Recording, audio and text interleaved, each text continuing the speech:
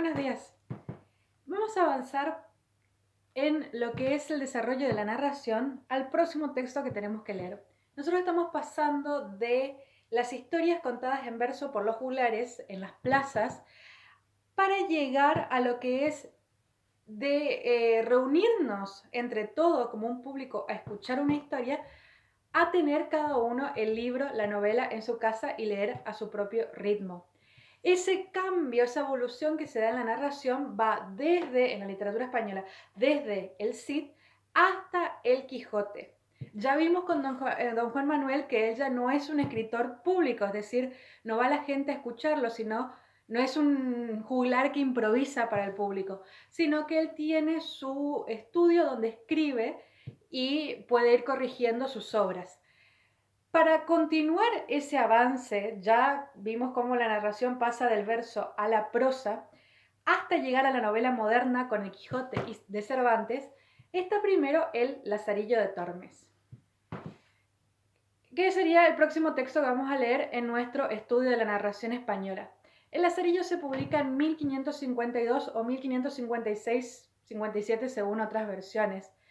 Y nos quedamos en el siglo XIV con don Juan Manuel.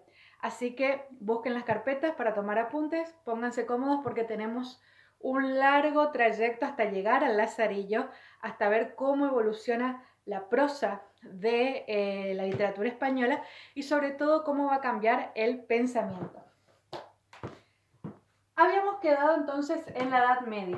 La Edad Media, un movimiento completamente teocéntrico, es decir, centrado en Dios. La cosmovisión, la forma de ver el mundo, la forma de orientar la vida humana de cada individuo estaba atravesado por Dios. Y vamos a ir hacia el Renacimiento en los siglos XV y XVI, donde pasamos del teocentrismo al antropocentrismo. El centro está en el pensamiento y la libertad humana.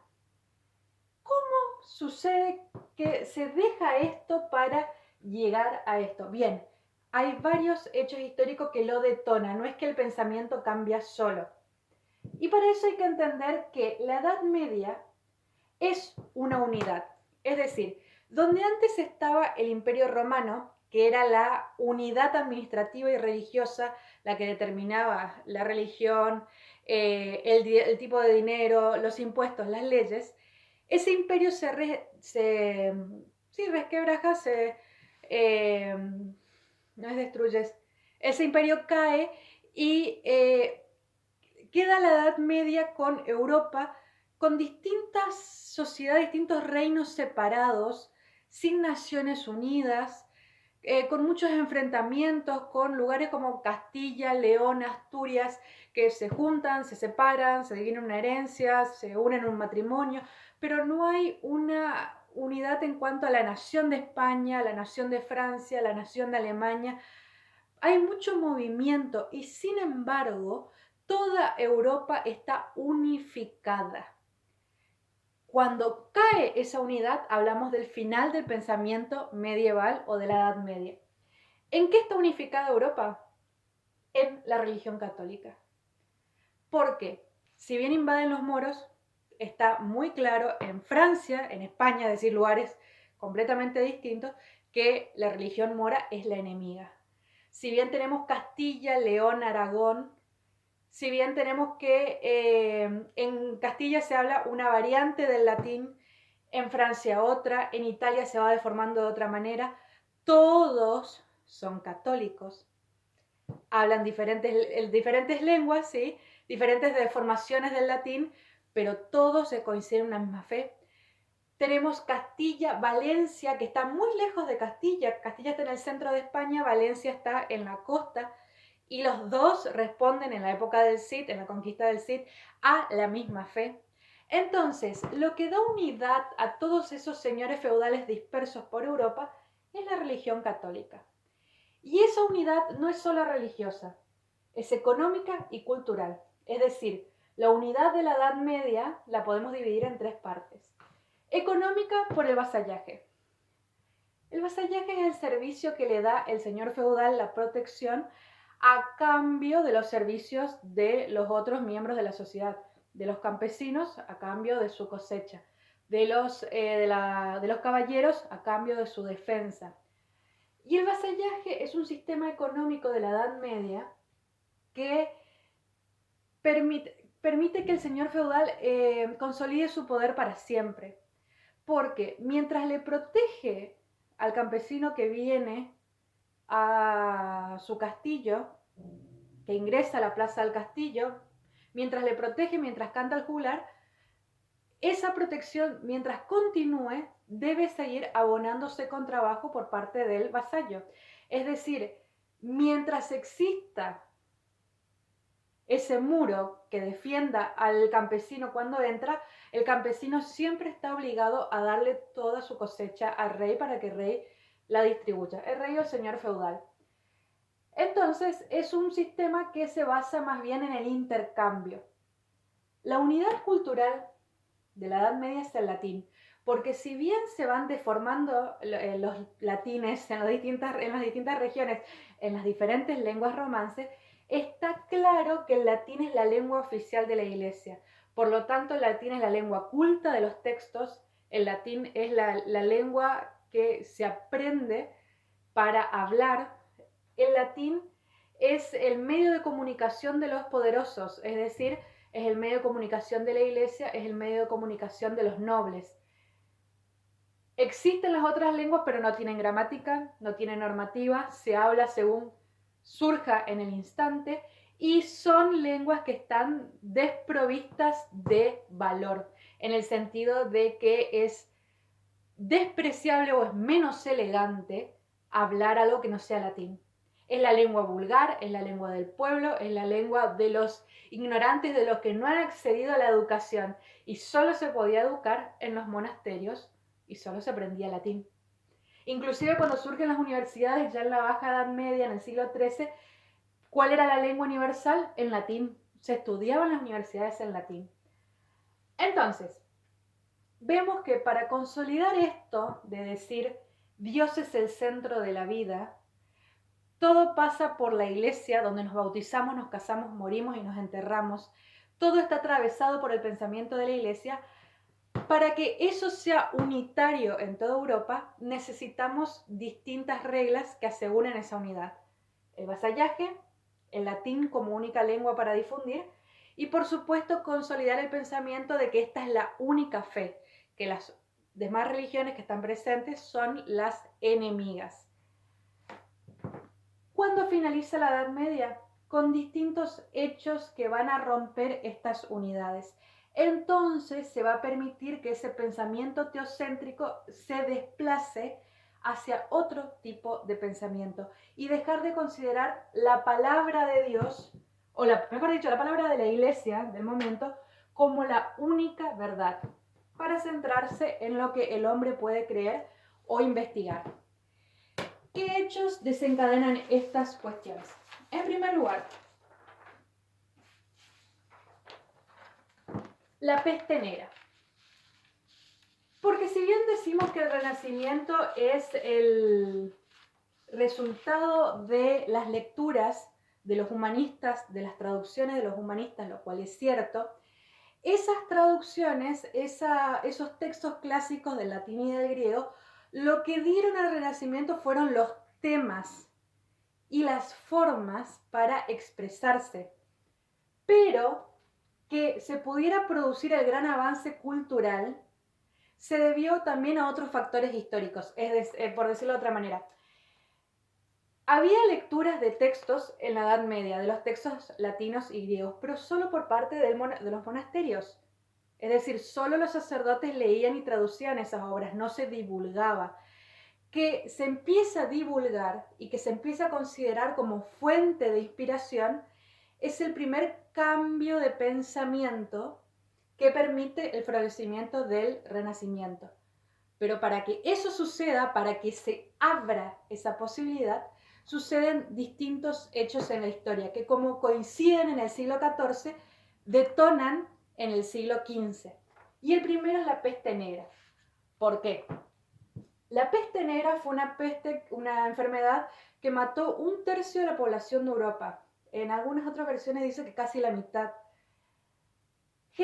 dura más o menos entre 6 y 10 años según distintas fuentes, genera una gran crisis económica, por supuesto, genera un gran vacío, se detiene el comercio, se movilizan en los centros urbanos, una gran revolución debido a la peste negra, porque es algo muy trágico, no solamente por la mortandad, sino por que quedan de manifiesta las situaciones insalubres en las que vivían, las condiciones tan bajas.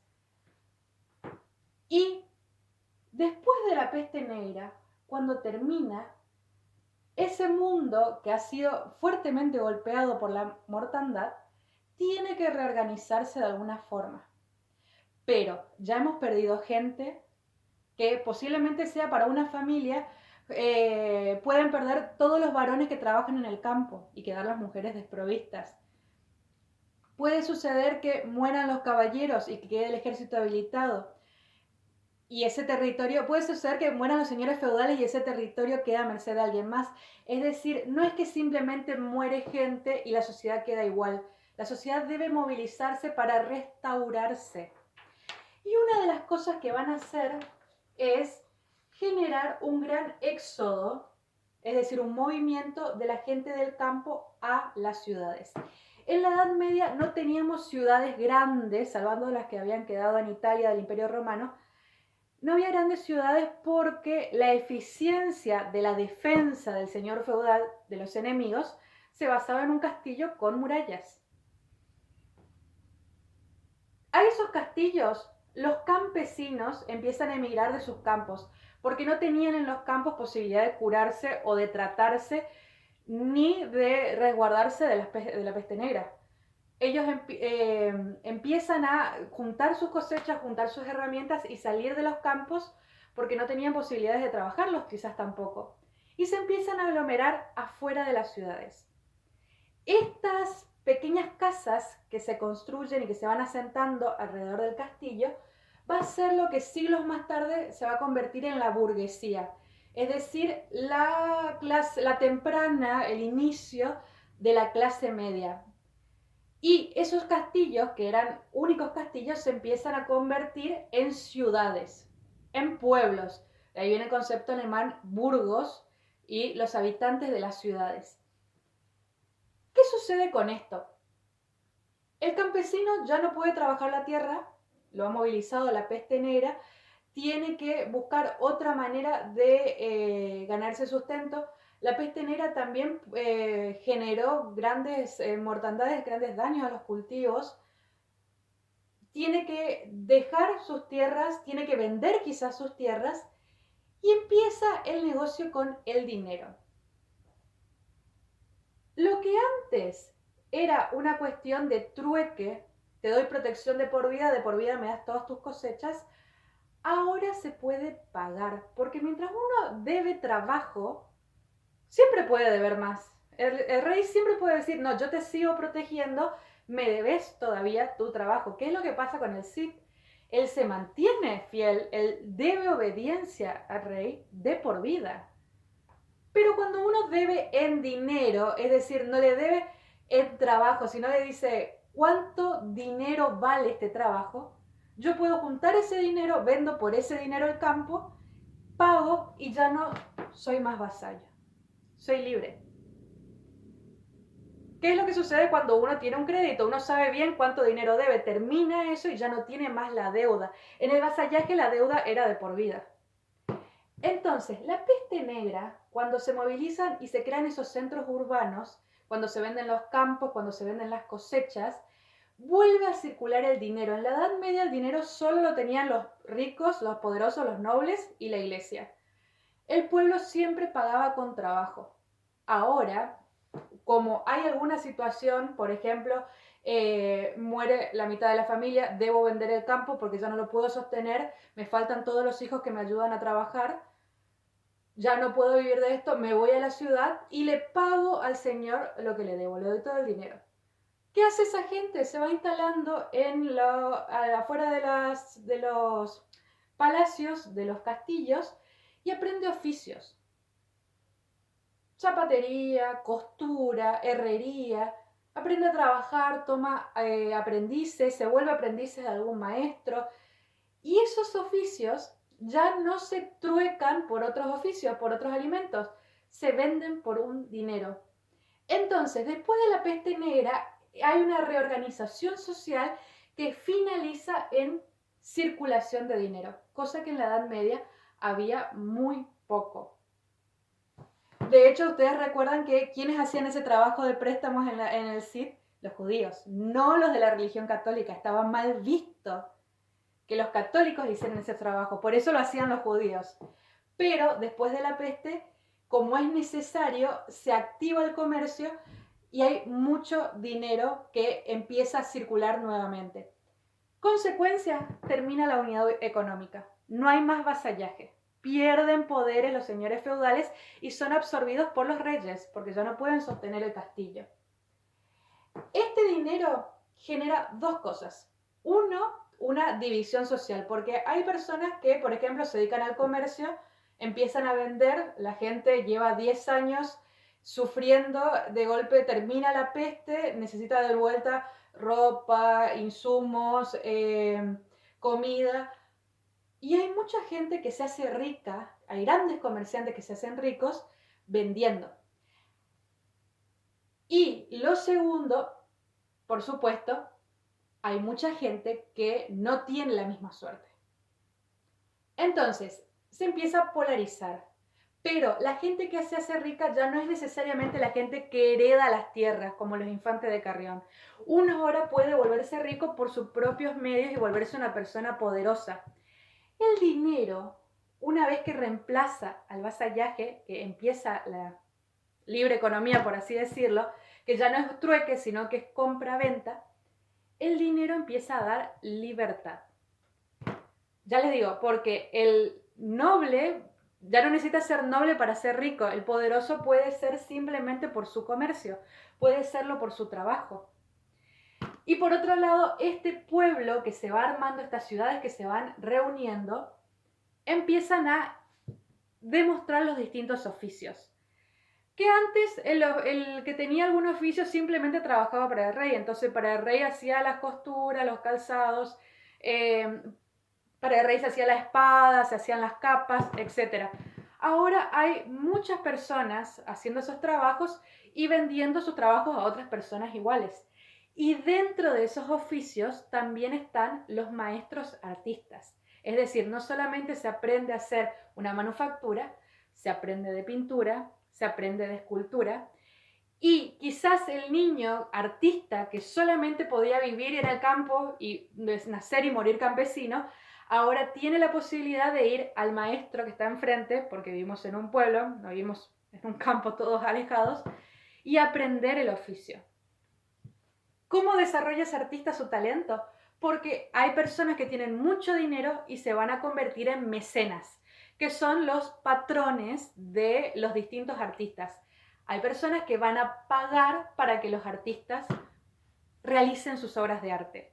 Si tarda mucho tiempo en hacerse una pintura, una escultura, se necesita de alguien que pague durante esos años. Porque de lo contrario, si yo necesito comer y tengo que comer o pintar, voy a elegir trabajar la tierra y producir alimentos.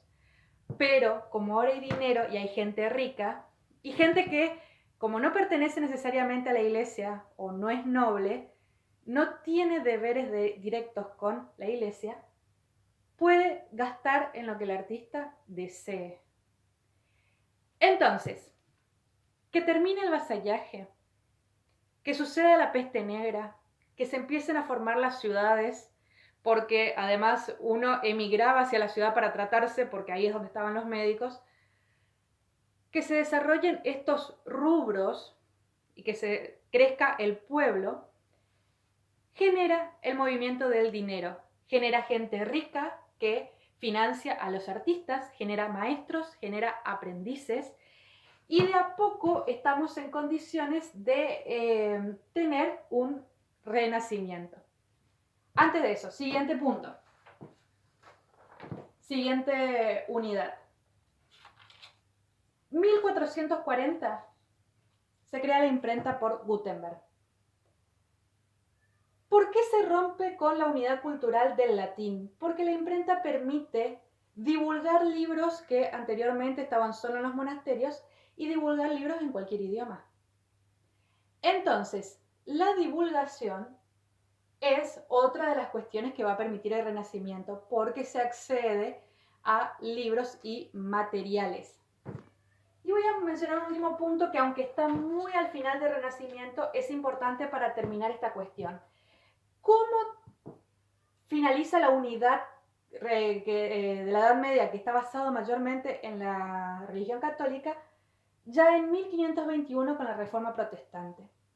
En Alemania, Martín Lutero se opone al cobro de las indulgencias de la Iglesia y eso genera que se separe de la Iglesia. Entonces, ¿qué es lo que vemos? Que ya no tiene peso el pensamiento teocéntrico, ya no es todo sobre la fe de la Iglesia Católica. Uno puede tener otra fe, que no es que creyendo en el mismo Dios, pero no en esta iglesia, sin ser moro ni judío.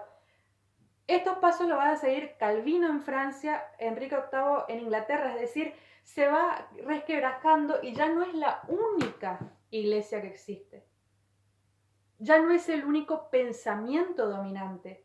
Se puede elegir pertenecer a otras religiones. Y de esa manera nosotros vemos que finaliza completamente el hecho de que estemos unificados en toda Europa. Ahora hay distintas religiones protestantes, ahora hay dinero en otras manos y hay divulgación de saberes. De esta manera se va a generar el escenario para que surja el Renacimiento. ¿Por qué?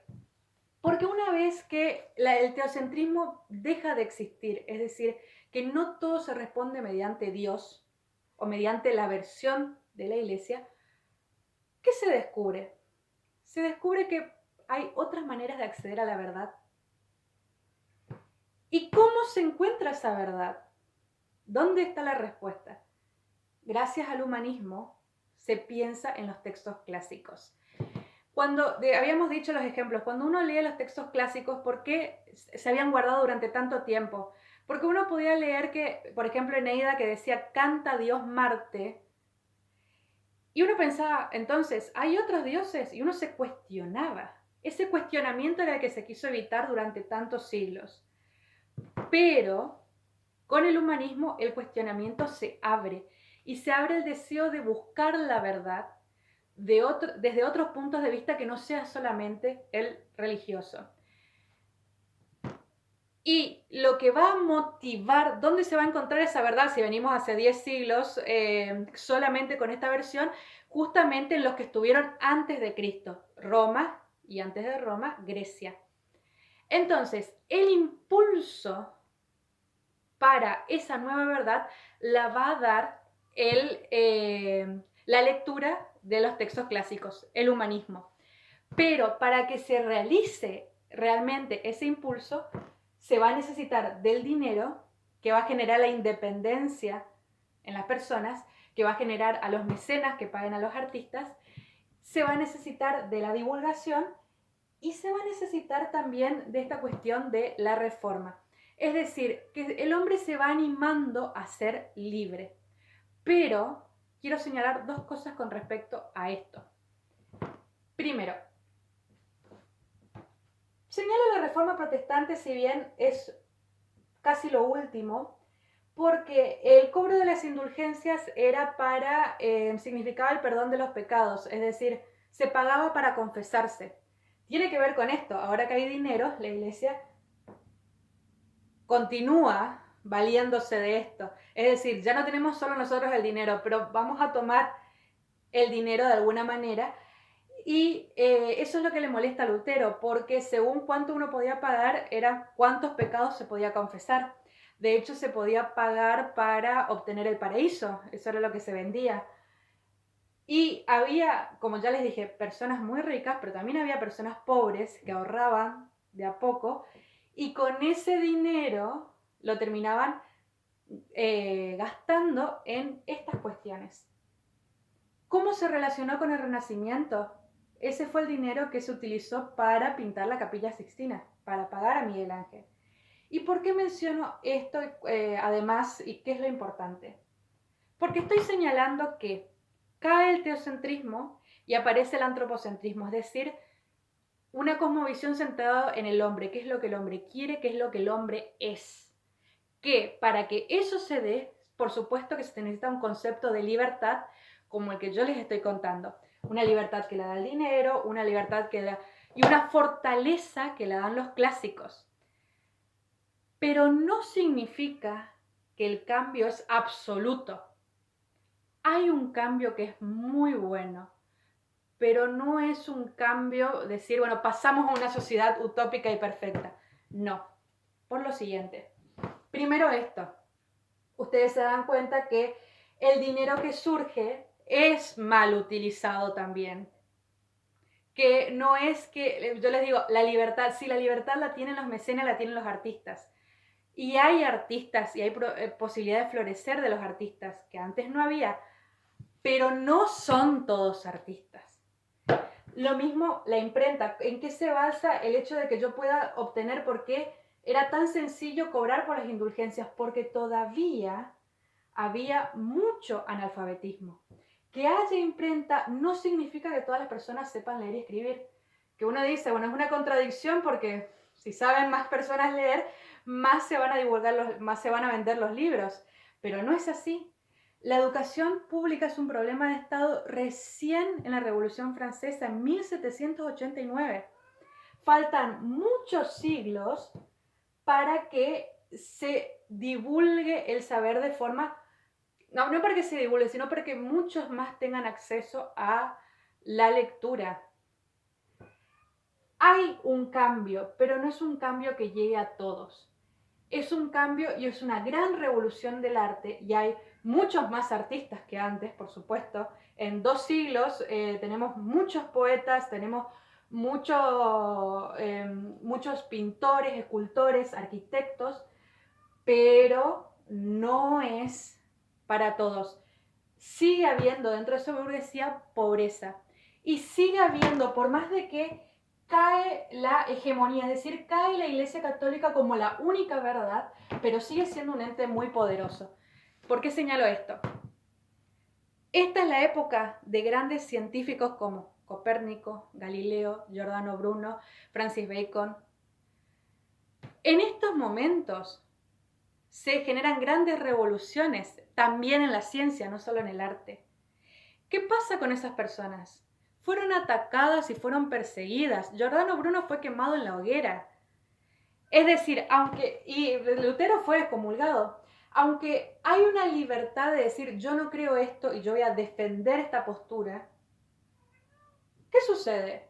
Va a haber alguien que lo va a atacar. Es decir, hay un poder muy fuerte, hay una inquisición, hay un tribunal, hay una crítica. ¿A qué voy con esto? Yo digo que el Renacimiento se basa en una libertad que adquiere el hombre para poder expresarse. Eso es lo que permite la explosión cultural que fue el Renacimiento. Pero esa libertad no es maravillosa, no es que todo resulta fácil, ni para los artistas ni para los científicos. Esa libertad va a chocar contra personas que quieren mantener esto. Hay un cambio, pero no es un cambio absoluto, y mucho menos para quien no le conviene. Pero es un cambio importante para que las cosas sigan avanzando de a poco en la historia. Nunca hablamos de cosas tan tajantes. Pasamos de un lado para el otro. No, pero sí hay una apertura que es fundamental entenderla para que podamos avanzar. Pero avanzamos lento. En la historia avanzamos lento. Eso es así. Bien, entonces, repasando puntos importantes. Fin de la Edad Media es fin de la unidad. ¿Cómo se da esto? Gracias al dinero, gracias a la burguesía, y se genera un pensamiento en el cual se defiende la libertad humana. El hombre puede elegir qué creer, puede elegir pensar distinto, y de dónde va a sacar fuerzas y de dónde va a sacar inspiración para hacer algo diferente a lo que se venía haciendo, en los textos clásicos del humanismo. De hecho, fíjense ustedes, Copérnico, por ejemplo, ¿qué se decía? ¿Cuál era la postura del momento? El geocentrismo. La Tierra está quieta porque la Tierra es el centro creado por Dios, el Sol fue creado después y el Sol es lo que se mueve. Copérnico proponía un modelo heliocéntrico, que ya lo había dicho Ptolomeo, un griego. Entonces, se encuentra en esos textos fundamento y fuerza, deseo de investigar, deseo, bueno, a ver, dicen esto y en los griegos dicen lo otro. Aristóteles también había dicho que la Tierra era el centro, y eso es lo que creyó la Iglesia. ¿Cuál de los dos tendrá razón? ¿Puedo investigar yo solo la verdad o me quedo en lo que la Iglesia eligió? En el Renacimiento puedo investigar yo solo la verdad. Puedo utilizar mi talento para generar otras cosas, generar dinero. Puedo gastar el dinero en lo que yo quiero, sin pertenecer a la nobleza. Ese concepto de libertad es el concepto antropocéntrico, la idea de que el hombre elige quién ser. Para eso necesita fundamentos filosóficos. Entonces, vemos que no es un pensamiento que sale de la nada. Hay hechos históricos que detonan que se cambie el pensamiento. Pero al mismo tiempo hay muchos poderes que quieren mantener la fuerza que tienen y van a chocar contra esta nueva libertad. Muy bien, hasta acá el contexto histórico. ¿Cómo se caracteriza el Renacimiento? Vamos a verlo.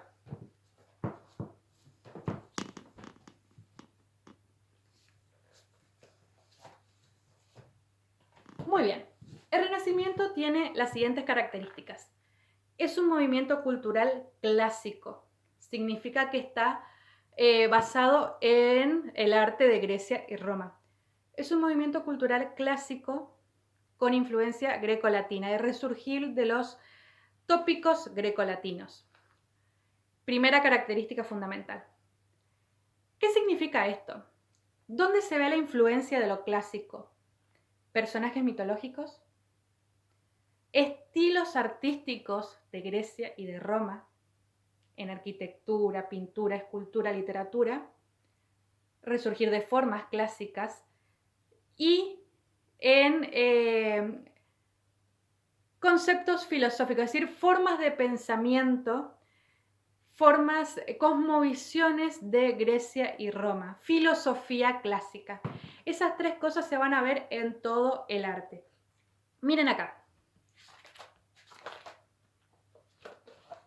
Espero que esto se vea, si no le voy a ir nombrando las distintas cosas que le voy mostrando para que puedan googlear. Este es el David de Miguel Ángel. Este David, ¿dónde se ve la influencia clásica? Sumamente renacentista. Primero es el estilo de escultura griega. En la Edad Media estaba totalmente prohibido mostrar el cuerpo de esta forma. El cuerpo era pecado. El estilo de escultura es griego. ¿Dónde se ve la filosofía? ¿Por qué los griegos tenían este estilo perfecto, el cuerpo perfecto? Porque ellos decían que la escultura no hablaba, no transmitía pensamiento. Entonces, el cuerpo perfecto representaba un alma perfecta. Y ese es el concepto de equilibrio que defendían los griegos. La razón, la belleza, pero la belleza siempre externa e interna. Tenían que ir parejos, tenían que ir equilibrados. Uno no podía ser muy inteligente pero descuidar el cuerpo. Tenía que hacer las dos cosas. Esos son los conceptos de la filosofía que se ven en el arte. El equilibrio, la razón, la belleza, la perfección. Y son conceptos griegos, puramente griegos. Ninguna de esas cuestiones aparece en la Edad Media con la fe. Estéticamente, si nosotros lo comparamos, por ejemplo, con el Cid, David no tiene barba, que sería algo completamente específico de la Edad Media, en este caso española. ¿Y dónde se ven las fuentes clásicas de la mitología? Este tranquilamente podría ser Apolo. Así se lo representaba Apolo. Pero es David con forma de Apolo. Y de eso va una cuestión muy importante del Renacimiento. El Renacimiento es el resurgir de las formas clásicas. Pero no quiere decir que hacemos un corte, por eso yo les hablaba mucho, le insistía mucho con que hay un cambio de pensamiento, pero hay muchas cosas que se arrastran de la Edad Media, no es que cambiamos completamente, empezamos a cambiar despacio. Es un proceso, no nada es tan abrupto y tiene sus motivos. No es un corte radical, no es que de golpe en el siglo XV volvemos a empezar como en Grecia en el siglo V a.C. No es que dejamos, aunque ya no es el pensamiento teocéntrico, no quiere decir que desaparece la religión católica. Solamente significa que la religión católica no es la única que decide la verdad. Ese es el cambio, pero no es que dejamos de creer en Dios para creer en Marte, o en Apolo, o en Poseidón. No es ese el cambio. Esto se explica de la siguiente manera. En literatura, en arte en general, existe lo que se llama el movimiento pendular. Cuando nosotros estábamos en Grecia y Roma, había una forma de ver el arte que era el arte clásico grecorromano. Luego, cuando cae el Imperio Romano de Occidente, empezamos la Edad Media. Entonces, todos esos valores de perfección, equilibrio, belleza, razón, son cambiados por los valores de la Edad Media. La fe, el honor, la pasión, la defensa, el guerrero, el aguerrido, la fuerza, el valor. Al Renacimiento, ¿qué hace el movimiento de péndulo? Vuelve a lo de Grecia y Roma. Pero en ese volver arrastra todo lo que pasó en la Edad Media. Llega hasta lo clásico, pero atrayendo todo lo que venía sucediendo en la Edad Media. Es por eso que, aunque resurgen las formas clásicas, todavía está presente el cristianismo y se van a fusionar. Porque, ¿qué hacen los artistas? Los artistas que expresan. Ellos se dan cuenta que el pueblo sigue siendo católico. Y buscan cómo expresar esa religión católica, pero ya no con lo que le dice la Iglesia Católica, con las formas griegas, porque son las formas griegas las que las impulsan, son las formas griegas las que definen al hombre, las que hablan de las pasiones, de la infidelidad, de los celos, de la ira, de la prudencia, de la esperanza. Son las formas griegas las que tienen muchos discursos, muchas posibilidades de cosas, las que son interesantes, las que tienen muchos personajes. Pero la quieren trasladar a ese pueblo que es católico, entonces ahí es donde está la fusión. Lo griego da el impulso, el motivador creativo, pero el contenido, como arrastramos de la Edad Media, sigue siendo católico. Termina el teocentrismo porque no es lo único, pero no quiere decir que desaparece de la sociedad. Y eso es, acá vemos el producto. David, diagonal, Apolo. Miramos otro. Miren, este es Moisés, que tranquilamente podría haber sido Poseidón, con la barba, con la representación del mar. Y de hecho acá tenemos esta parte de la Capilla Sixtina que se pagó con el cobro de las indulgencias.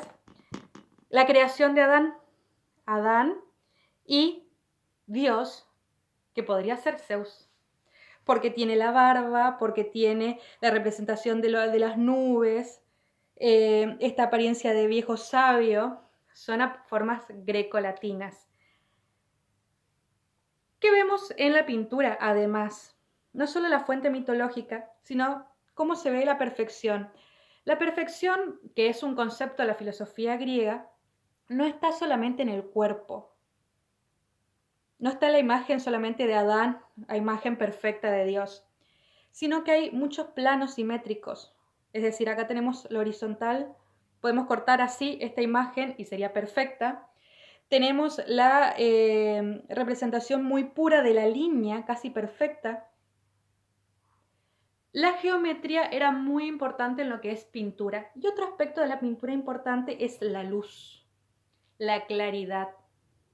Que es lo que caracteriza al Renacimiento como un movimiento muy luminoso, de mucha belleza. ¿Por qué es esto? En primer lugar, porque como la belleza era un concepto de la filosofía griega, entonces era muy importante que las obras fueran sumamente claras. Fíjense, les voy a mostrar otro caso.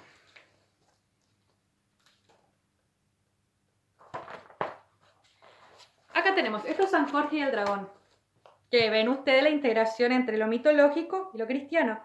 Y sin embargo, para hacer una escena oscura, podríamos decir, violenta, es sumamente claro y es sumamente estático. Está bien arriba San Jorge, ahí está lo geométrico, y está el dragón muy pequeñito, muy chiquito, que no es lo que nosotros nos imaginamos cuando uno pelea con un dragón, pero esta pureza es la que transmite el renacimiento.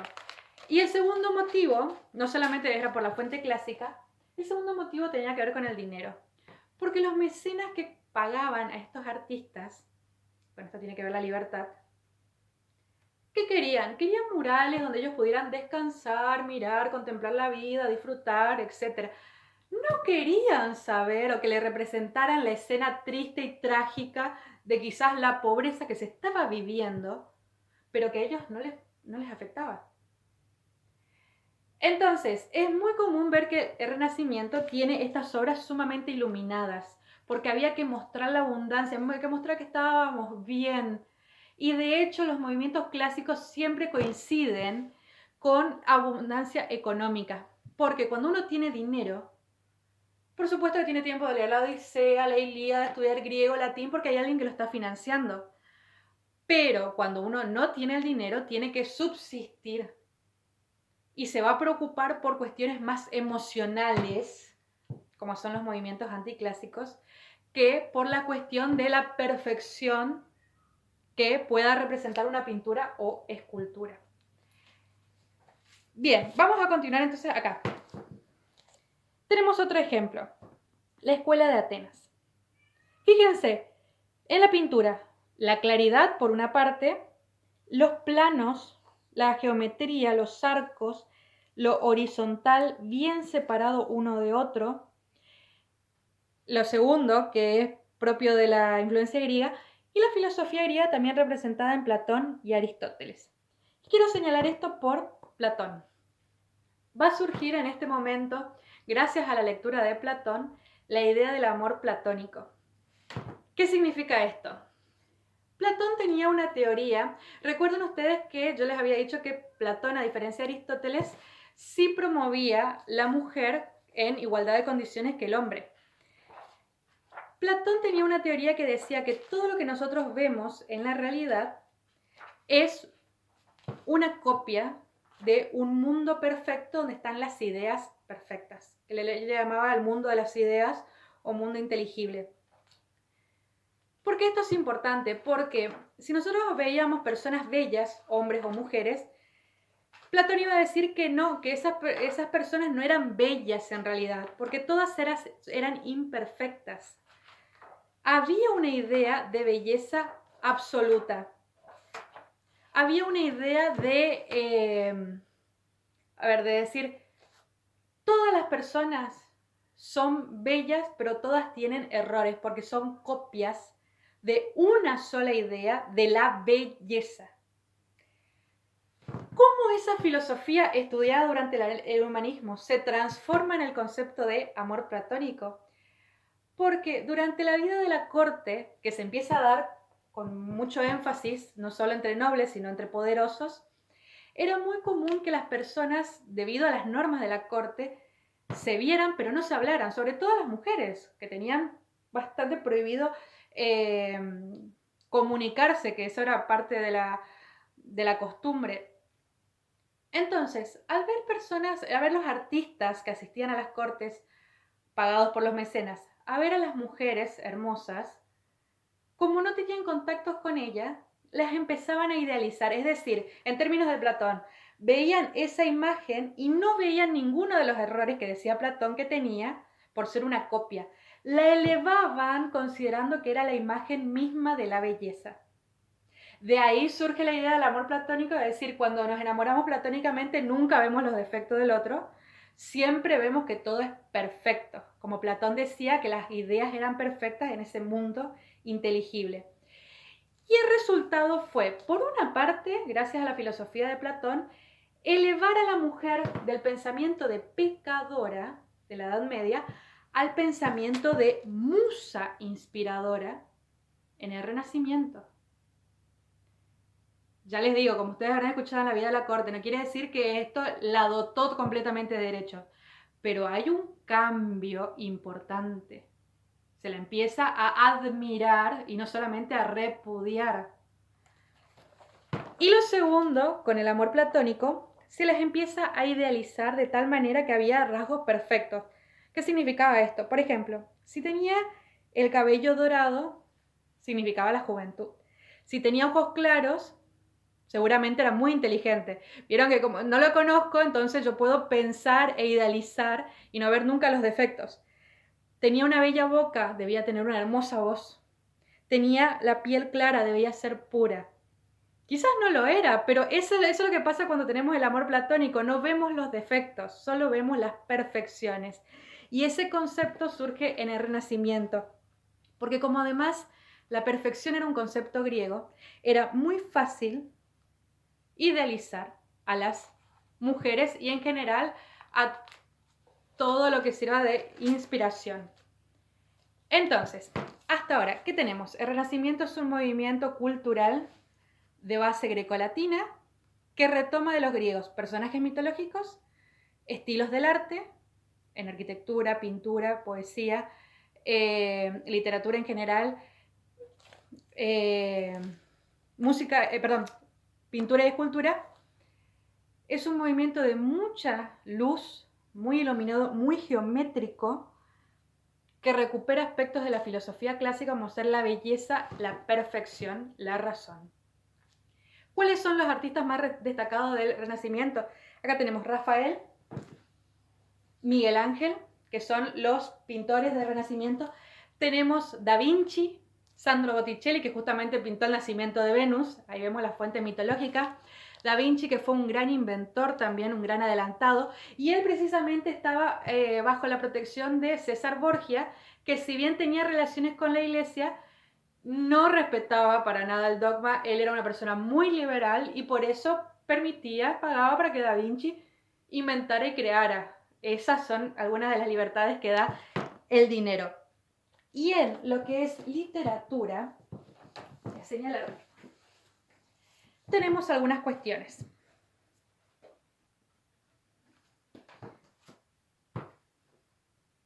Para que ustedes vean, porque verlo en pintura es importante para que vean la simetría y la perfección. Pero en literatura también se daba el Renacimiento de forma muy clara. Fíjense, voy a leer un soneto de Garcilaso de la Vega, aproximadamente del 1520, siglo XVI. A Dafne ya los brazos le crecían y en luengos ramos vueltos se mostraban. En verdes hojas vi que se tornaban los cabellos que el oro escurecían. De áspera corteza se cubrían los tiernos miembros que aún bullendo estaban. Los blancos pies en tierra se hinchaban y en torcidas raíces se volvían. Aquel que fue la causa de tal daño, a fuerza de llorar, crecer hacía este árbol con lágrimas regaba. Miserable estado o mal tamaño, que con llorarla crezca cada día la causa y la razón por qué lloraba. ¿Dónde se ven los elementos que le mostraba en pintura, en poesía? En primer lugar, esto es un soneto. Tiene una forma perfecta, una rima perfecta. En segundo lugar, Garcilaso era un miembro de la corte. Tenía sus duques que los patrocinaban, que les ejercían el mecenazgo. Es decir, podía escribir con esta perfección. En tercer lugar, la fuente mitológica, el mito de Dafne y Apolo, donde él es flechado con la flecha de oro del amor y Dafne con la del odio, la de plomo, y para escaparse de Apolo pide transformarse en un laurel. Y por otro lado, las formas perfectas, decía Dafne, los cabellos de oro, rubios, lo mismo que en la pintura, los pies blancos. No podemos saber si Dafne tenía el cabello rubio, era un personaje mitológico, pero está adaptado a el momento de Renacimiento. Y él, como escribe para sus mecenas, entonces implica que había mecenas que estaban cultivados en la lengua, no solamente en el latín, alguien que lo iba a leer, porque no lo iba a ir a declamar a la plaza. De esta manera vemos que hay un cambio entre el estilo y el pensamiento de la Edad Media al pensamiento renacentista, motivado por estos hechos. ¿Cómo se da esto específicamente en España? Tenemos que verlo.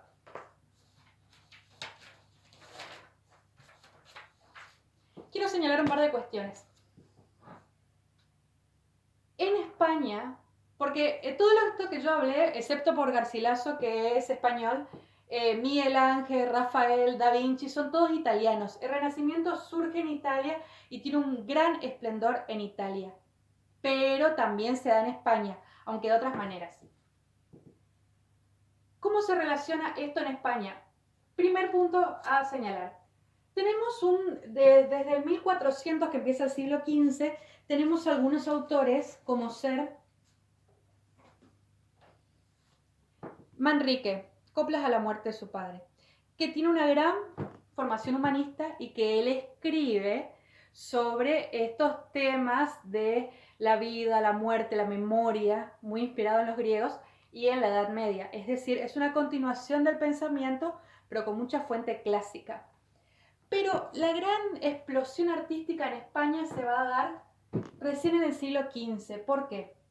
En 1467 se casan Isabel de Castilla, que era el reino del centro de España, con Fernando de Aragón, uno de los reinos del norte.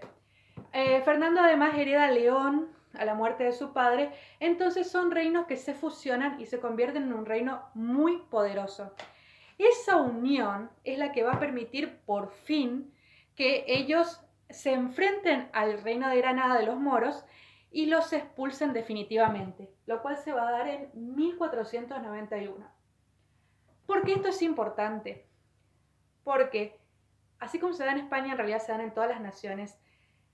A diferencia de lo que venimos viendo desde el 711, desde el final del Imperio Romano, por primera vez se unifica España. Y ya no son todos reinos sueltos, con vasallos, como habíamos visto en el Cid, sino que es una sola nación.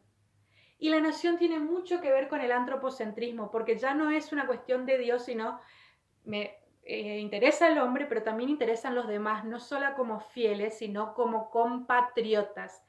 Entonces tenemos una España unificada y una España poderosa, una España que empieza a crecer como nación y que se empieza a identificar entre sí con distintos valores. ¿Cuáles son esos valores? Primero que nada, la defensa de la fe, en el caso de España, que se mantiene, y se ve la expulsión de los moros. Después de 8 siglos se expulsan a los moros, pero España también expulsa a los judíos. Para esto instauran la Inquisición o la Santa Hermandad, como se llamó en ese momento también, para perseguir a los herejes.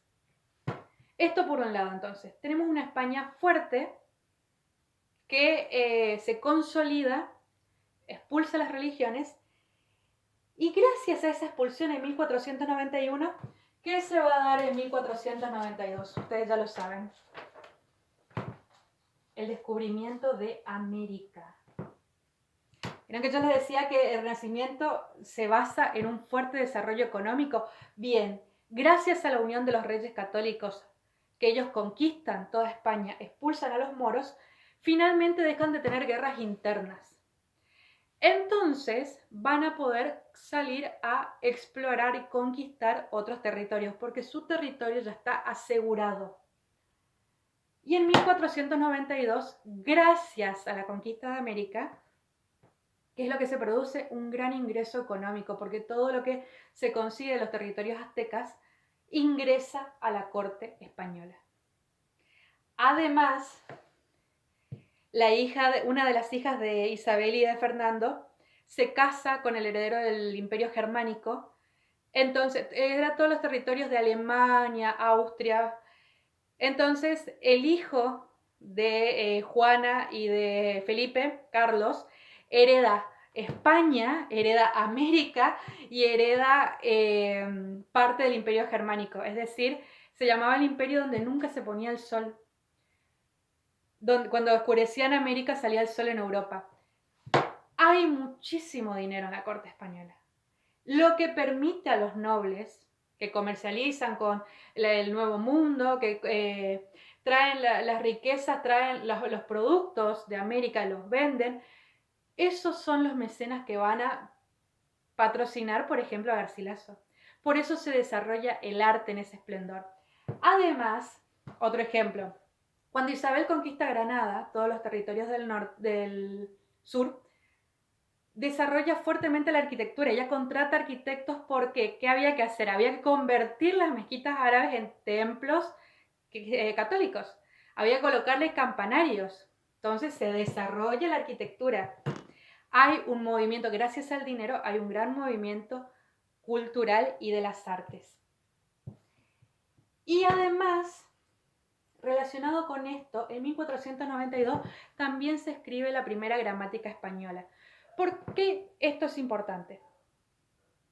En primer lugar, porque yo necesito, para unir a España, necesito un mismo sentimiento nacional. Uno es la defensa de la fe. Y lo segundo es una unidad cultural. Quiere decir que, por ejemplo, en Castilla se hablaba la derivación del latín en castellano, pero había otras lenguas en España. Estaba el catalán, que existe hasta el día de hoy. Estaba la derivación asturiana, leonesa. Estaba Portugal también, que no se adhirió a España, pero también era una derivación del latín. ¿Cómo yo hago que todos estos pueblos que ahora le pertenecen a los reyes católicos, seamos una nación? Tenemos que hablar la misma lengua.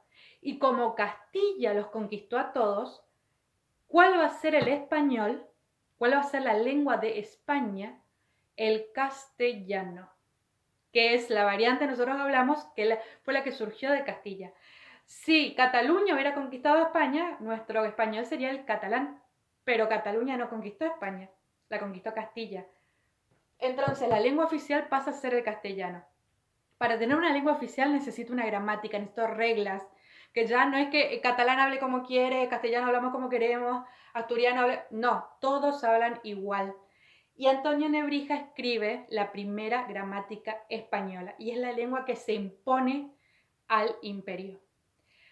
Este no es un proceso fácil. España tuvo muchas crisis, de hecho hasta el día de hoy tiene la crisis con Cataluña. Tuvo muchas revueltas, tuvo muchos problemas, por supuesto, pero se impuso la voluntad de los reyes católicos. Una vez que tenemos una gramática española, el español, el castellano ya no es una lengua vulgar. El castellano tiene la misma validez que el latín. Entonces redactamos documentos en castellano, hablamos en la corte en castellano, y eso es lo que rompe con la unidad cultural de la Edad Media. Porque Francia va a hablar en francés, Inglaterra va a hablar en inglés, Alemania va a hablar en alemán. De hecho, la Biblia de Lutero se imprime en alemán. Y ya no es el latín la única lengua que vale. Esto da mucho sentimiento nacional, es decir, estamos orgullosos de ser castellanos, de ser españoles. No solamente estamos orgullosos de ser cristianos. Por eso ustedes van viendo que cambia el pensamiento del teocentrismo, ya no importa solamente la Iglesia de Roma, importa la corte española. Hay que alabar a esta reina, hay que elevar a este rey. De esta manera, entonces, vemos que hay unidad cultural en España nada más, hay un gran avance económico. Y por último, quiero señalar algo que es específico de España. La contrarreforma católica o jesuita. Así como yo les mencionaba que en Alemania tienen a Lutero, en Francia tienen a Calvino como protestante, en Inglaterra a Enrique VIII. España no adhirió a la reforma protestante. Por eso yo les decía, no podemos hablar de un cambio absoluto. Hay cosas que se arrastran y se mantienen. España no adhirió, al contrario, San Ignacio de Loyola lo que dijo fue, son válidas las críticas, la iglesia venía cometiendo errores, pero hay que corregir la iglesia de adentro, no separarse. Y se desarrolla entonces la Compañía de Jesús como encargada de defender la fe. ¿Por qué pasa esto específicamente en España? Porque España 8 siglos peleó contra los moros. Está en la identidad española luchar para defender la fe. Y si viene alguien y quiere decir que la fe está mal, la van a cambiar y la van a corregir, pero no la van a abandonar. porque es parte de su identidad. ¿Cómo se relaciona esto con el Renacimiento? Porque muchos poetas, te van a ver acá un ángel, más o menos se ve un poco las alas, muchos poetas del Renacimiento español son sacerdotes. Santa Teresa de Jesús, Fray Luis de León, San Juan de la Cruz. Muchos escriben, así como tenemos el David de Miguel Ángel, Dios de Miguel Ángel, muchos poetas escriben sobre las formas clásicas, pero para exaltar a Dios. ¿Qué otros autores tenemos? Garcilaso de la Vega, que ya les mencioné, los místicos españoles. Tenemos, por ejemplo, Amadís de Gaula, una obra anónima, pero que ya empieza a ser una novela fantástica. Es la típica historia, si ustedes vieron La espada en la piedra, de princesas, dragones, príncipes, batallas, hadas, seres fantásticos. Se empiezan a desarrollar estas historias, se empiezan a imprimir y se empiezan a vender para leer. No tiene la fidelidad histórica del Cid, son historias fantásticas, maravillosas. Entonces vemos que hay una gran literatura con mucho contenido mitológico, muy trabajada, muy perfecta en las formas, que van a elevar este lenguaje que ahora tiene una gramática, con profundidad de temas, pero siempre buscando la perfección. Y esa va a ser la característica del Renacimiento, en Italia y también en España. ¿Qué pasa con El Lazarillo de Tormes? Nosotros vamos a leer muchos de los poemas que yo le mencioné, pero como vamos primero por narrativa, después por poesía, después por teatro, no los vamos a leer todavía, aunque yo los estoy mencionando. Además, es un poco más difícil leer por virtualidad poemas. ¿Qué pasa con El Lazarillo? Yo les dije que hay una exaltación de lo clásico, hay una exaltación de lo perfecto, hay dinero para sentarse a disfrutar de la perfección de la vida, pero hay mucha pobreza, hay tensión social, hay un poder que oprime libertades, pero hay personas que quieren ser libres. Y para eso surge El Lazarillo de Tormes. El Lazarillo de Tormes no es una obra perfecta de Renacimiento. Es una obra picaresca, donde hay un pícaro que debe sobrevivir de alguna manera en esta sociedad. No es una obra idealizada, es una obra realista, tiene realismo crudo, muy descarnado, porque el objetivo es hacer una crítica social. Por eso yo les decía, mucho de lo que muestra el Renacimiento, como formas perfectas que son hermosas, no se le puede discutir, obligan a desviar la mirada de realidades que sí pasan. Y para esto está El Lazarillo de Tormes. La picaresca fue un género literario que estuvo también en Francia, pero El Lazarillo de Tormes es la mejor de las obras y de las que se mantienen. Entonces, frente a todo esto también vamos a tener esto. Y eso es lo que nosotros vamos a abordar ahora con El Lazarillo. ¿Por qué vemos estos dos opuestos? Porque son válidos los dos.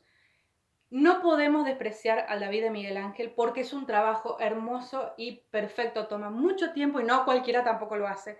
Pero tampoco ese trabajo hermoso puede ignorar la realidad en la cual está sustentada. Entonces, es importante entender todo lo que pasa en el movimiento artístico. Que hay motivación clásica, que de hecho el autor es anónimo por la crítica social, pero tiene muchos estudios por lo que cuenta. Que hay deseos de libertad, que esa libertad no es fácil de conseguir, pero que se está buscando. Que hay muchas formas de expresar lo que sucede, que hay personas que piden algo específico, una realidad perfecta, y que no siempre es así. Entonces, hay que atender a los dos puntos de la mirada porque no es que una parte del arte es despreciable por lo otro. Son despreciables las personas, pero no el producto artístico en sí. Así que con este pantallazo, con este contexto complicado, empezamos El Lazarillo.